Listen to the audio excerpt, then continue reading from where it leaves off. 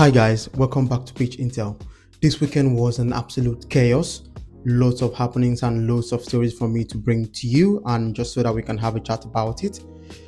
So, is Pep Guardiola really going out of touch? His masterpiece and his brilliance expired now, because from the looks of it, City looks slow, predictable, and everybody is actually slowly catching up with them.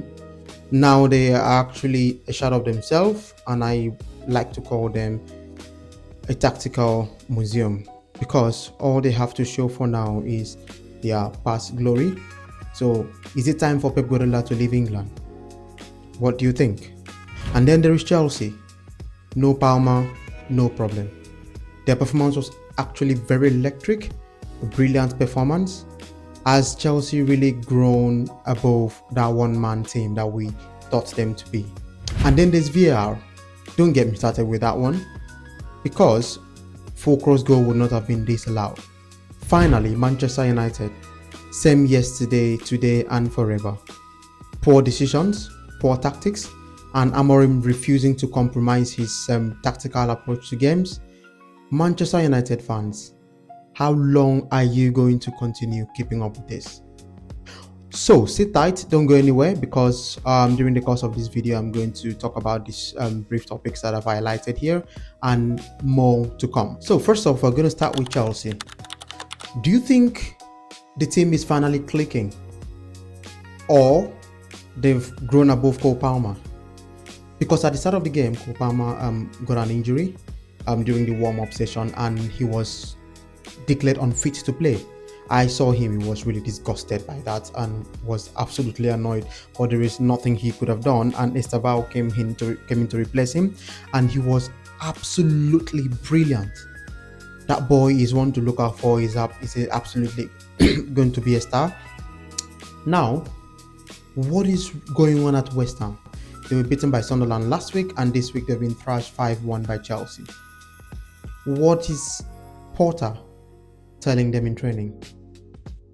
Do you guys really think he would be able to turn the shirts around, or the board is going to give him a couple more games to decide his fate?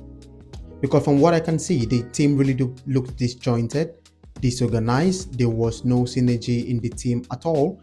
The only good player on that pitch was Paqueta, who scored that wonderful goal. That goal was amazing. That goal was brilliant. The rest of the players, I don't know what they were doing. The goals scored by Chelsea are goals that could have been avoided, from the keeper down to everyone. They were in absolute shambles. That was a disgrace of a performance from West Ham, I must say. Really disgraceful. Not to take anything away from Chelsea, because they were brilliant. As I said earlier, Estevao was a star for me. Caicedo, brilliant as usual, and Pedro Neto being that guy, that that utility guy, switching from left to right as well.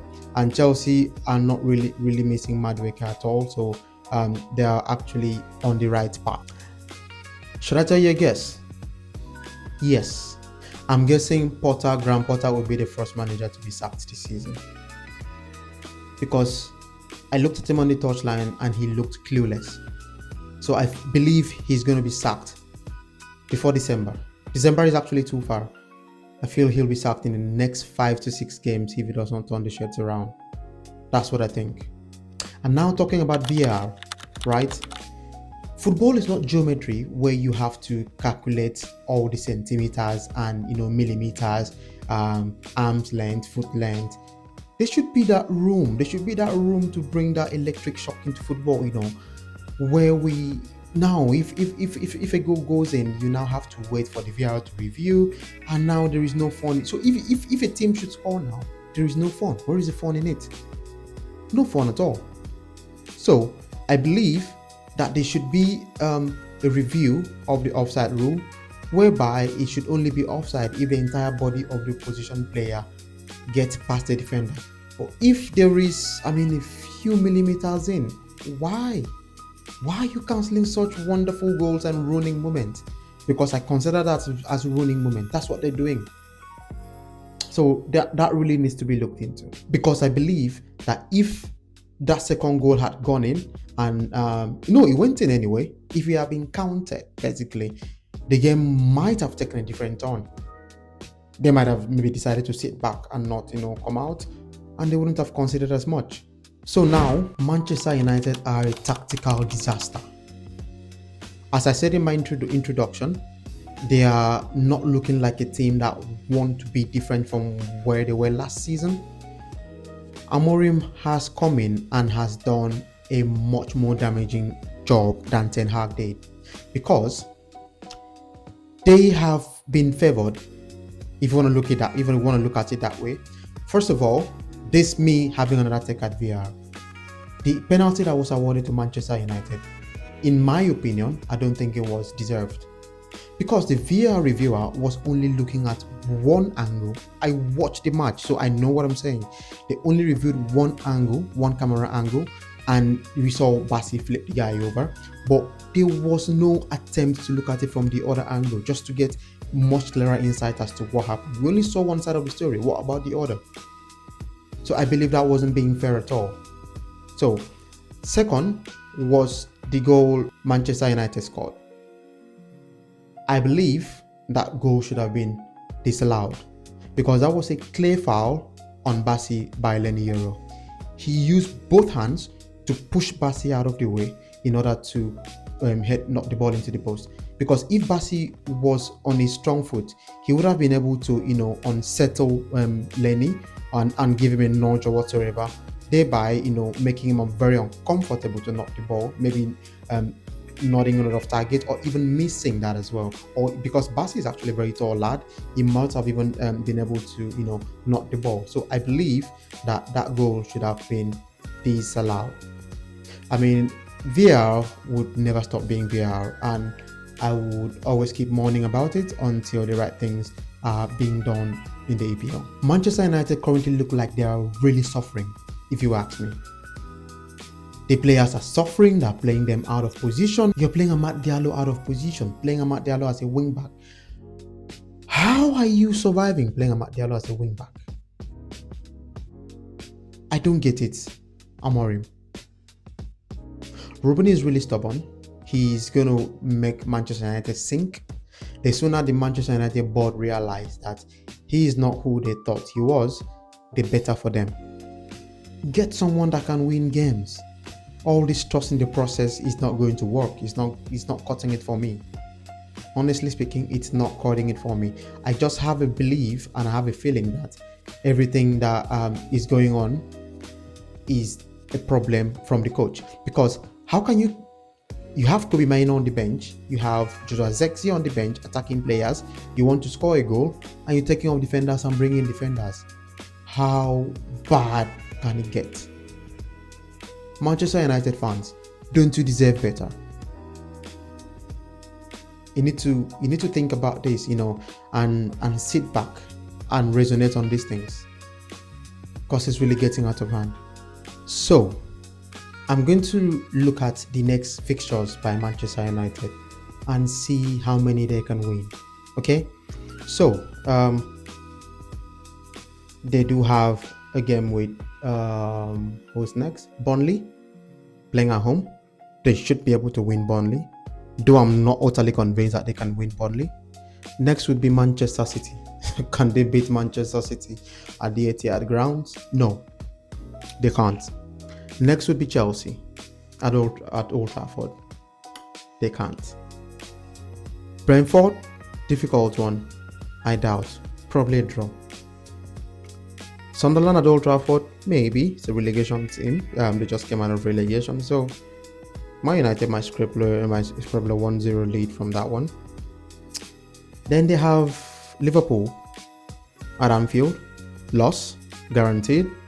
Then they have Brighton, and then they have Nottingham Forest, and then they have Tottenham. Do you think it's going to get better? I doubt. So, I mean, a lot of positive takeaways from Fulham. They were the best team for me. Iwobi was my standout player. He was running the midfield like a legend that he is, because he was detecting the tempo of the game. His passes were precise and accurate, crossing from left foot to right foot. I mean, he was brilliant. So I really rate him after that game. and I do hope he continues on that line. Next for me is Arsenal, right? The Arsenal game, it was a brilliant game, ended very well, but it started badly, really, really badly. Arsenal were just trying to be too conservative, right? They were not open-minded. They were not exploring the options that they had. I was screaming during the first half because they were frustrating Gyökeres. Gyökeres made runs at every point in time that our midfielders had the ball, or our defenders, depending on what position they were at that point in time. But nobody was actually giving him those, those through balls, those defense splitting passes. Odegaard was delaying the transitions. It was really a sight to behold. I know they scored from a set piece, but I wasn't really convinced. They were utter terrible in the first half, and it just gave me a proper reminiscence of the Manchester United game. I'm like, oh, maybe Arsenal is like that after all, because I was initially of the opinion that, okay, yeah, maybe they were just sitting back to defend because it's Manchester United at Old Trafford. I never knew that they actually want to play that way. But after the injury to Odegaard in the second half and Waneri came in, then I started seeing more forward thinking play. The passes were being sent over, because if you see the goal that Gyökeres scored, the first goal, you watch that video again and you would see that Gyökeres was waiting for that ball. He was literally like begging and crying, feed me, you get me? So when the pass was being put through, when someone is literally like really, really thirsty and you get wind of cold water, you're really thirsty after being hit by scorching and hot sun, and you now find a bottle of really cold water. You know how happy and eager you are to open the bottle and literally gulp the water in. That's how much Gyökeres felt. He was so happy for the pass. That's why this first touch on the ball, you would see the hunger, the passion, right? He held onto the ball, beat his second man, and that was it on the first post. And I'm pretty sure that's the beginning of many goals to come. So he really needed to score that goal to boost his EPL confidence, and there's no better way to do it than scoring it on your home turf. So that was a good one for Gyökeres. Yeah, I wouldn't forget Max Doman. That's a proper talent. I believe that Max Doman is Lamine Yamal of English football. And I do hope and I do pray that Mikel Arteta does not end up making him a conservative player like he has made the others, not allowing him to be free. Like, when you're really free, do what you enjoy doing, like make the runs. Don't be scared of taking on players. If you lose the ball, don't worry, you get it back, you try again, because you can't really achieve greatness unless you try, you fail, you try, you fail, and you try again, right? So he's going to be that talent, and I'm absolutely delighted that he made his debut at 15 years of age. So many more to come from that young man. Madueke settled in. He has really settled in, even when he was playing from the left flank, which is not his strong foot, but he was able to, whip in those crosses and make those runs, and trying to take on players, something that the likes of Martinelli sometimes wouldn't do. They would just, pass it backwards. So that's a good one for me. And even when he switched over after Saka and Odegaard had the injury scare, he was absolutely balling. So that's a good one for me. Good touch from Arsenal this weekend. On to the next one, and that will be Liverpool. So that will be a fantastic one next weekend, and we should watch that one together. Now, on to Manchester City. Is Pep Guardiola's era over? Is Pep's overthinking, his critical overthinking, the end of him? Do you think he really needs to continue in England, or he should have left when Klopp left? What do you think? Because for me, I think he's actually he overthinks in games. Most times in big games and small games, he's trying to be so calculative, overloading the midfield, doing the inverted fullbacks, drifting into midfield, trying as much as possible. Sometimes his own players are actually confused and don't know what to do. That's why you see there's so much confusion in the team at the moment. Imagine being trashed 2-0 by Tottenham. That's an absolute nightmare.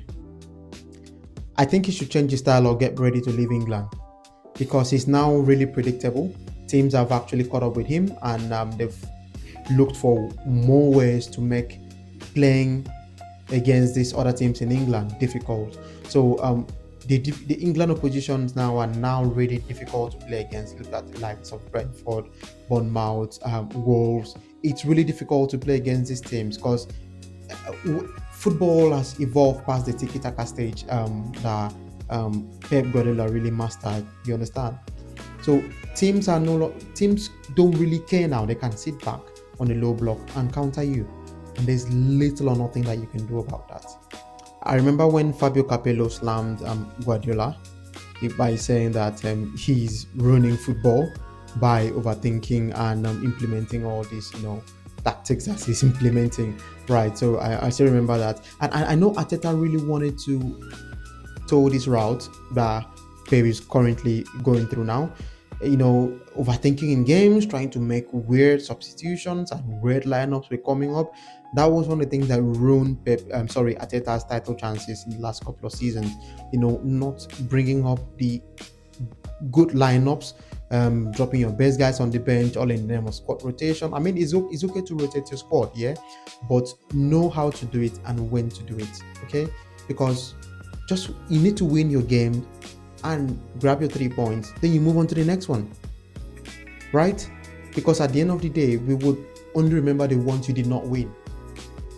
So you need to try as much as possible to ensure that you grab your 3 points. Because like in the game against Tottenham, Pep dropped a very poor lineup. I didn't understand the lineup. The moment I saw the lineup, I'm like, what sort of backline is this?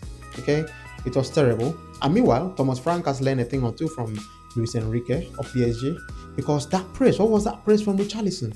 The press was crazy. Like, he was going toe to toe with the keeper. Once the keeper passes the ball, he's pouncing on him straight away. So I really admire that about him. I know I heard in one of his press conferences that he's going to set up the team in a way that will be really difficult to play against. So I'm pretty sure that's what he's doing at the moment. So kudos to him. Kudos to Palina. He was, for me, he was the man of the match, because he really, really, owned that midfield. He was responsible for all the transitions, all the blocks. He intercepted most of the passes that were supposed to go through. So he was the guy for me. I'm really glad that he's been able to settle in from Bayern Munich, and I hope to see more of him. And now, lastly, to Liverpool. That was the most chaotic game of the weekend, if you want to ask me. Newcastle were playing the game as if they were on a revenge mission, because of the Isak controversy. So they were playing with that anger, and the fans were really furious. I saw a video when the Liverpool team arrived at St. James's Park. There were fans gathered all around, booing the players, making all sort of forces and noise. But at the end of the day, the better team didn't win. The better team lost, because Newcastle had a red card, right? Anthony Gordon was sent off that was a clear red card for me. So I absolutely agree. That was a red card, because that tackle was needless and useless. It wasn't required at all. It wasn't needed. So they played one man down, so 10v11. But they were playing as though Liverpool were the team that had the red card, because Newcastle were 2-0 down with 10 men and they equalized 2-2. Okay, so what does that tell you? Probably if they were playing 11v11, maybe they would have won the game. And if Isak was on the pitch as well, they would have won the game, because the problem they had was conversion. They were trying as much as possible to create the chances that were required, but no one there to convert. And taking me to the Isak story, I do hope that they get to some sort of agreement on this one, and either integrate him back into the squad or sell him. But I would really love for him to be integrated back into the team because of the injury today, and they would need to do that as soon as possible.